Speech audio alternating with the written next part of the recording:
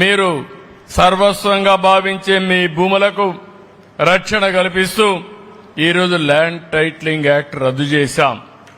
నా దగ్గరికి నేను ఆఫీసు పోతే మొన్న ఒక 5,000 మంది వచ్చారు. నేను ముఖ్యమంత్రిగా అంతమందిని ఎప్పుడూ చూడలేదు. మీటింగ్లు పోతే వస్తారు కానీ అర్జీలు తీసుకొని ఒక రోజు 5,000 మంది వచ్చారు.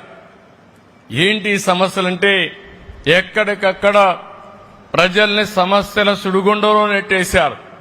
భూ కబ్జాలు చేశారు, ఆస్తులు కొట్టేశారు, చట్టంలో ఉండే లొసుగులని పెట్టి ఎక్కడికక్కడ భూ కబ్జాలు చేసి వాళ్ళ పిటిషన్లు తీసుకొచ్చి ఇస్తామంటే చాలా బాధేసింది. ఇలాంటి సమస్యలని మనం చూసినప్పుడు ఒకటే హామీ ఇస్తున్నా, ఈరోజు ల్యాండ్ టైటిలింగ్ యాక్ట్ రద్దు చేశామంటే ఆ చట్టం గాని రద్దు చేయకపోయి ఉంటే మీ ఆస్తి మీది కాదు. ఇక్కడుండే కాలేజీ కూడా మెరిస్టెల్లా కాలేజీ కూడా వేరే వాళ్ళకి రాయిచ్చేసేవాళ్ళు, లేదంటే రికార్డులో మార్చేసేవాళ్ళు. అలాంటి దుర్మార్గమైన పాలన జరిగింది.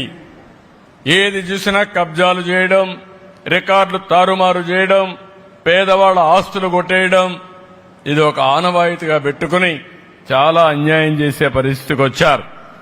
అదే సమయంలో మీరు ఒకసారి చూస్తే పేదవాడికి అన్నం పెట్టే అన్నా క్యాంటీన్ కూడా రద్దు చేశారు. పట్టుదలతో ఒకేసారి 100 అన్నా క్యాంటీన్ని ఆగస్టు 15వ తారీఖున ప్రారంభిస్తున్నామని చెప్పి కూడా నేను హామీ ఇస్తున్నా.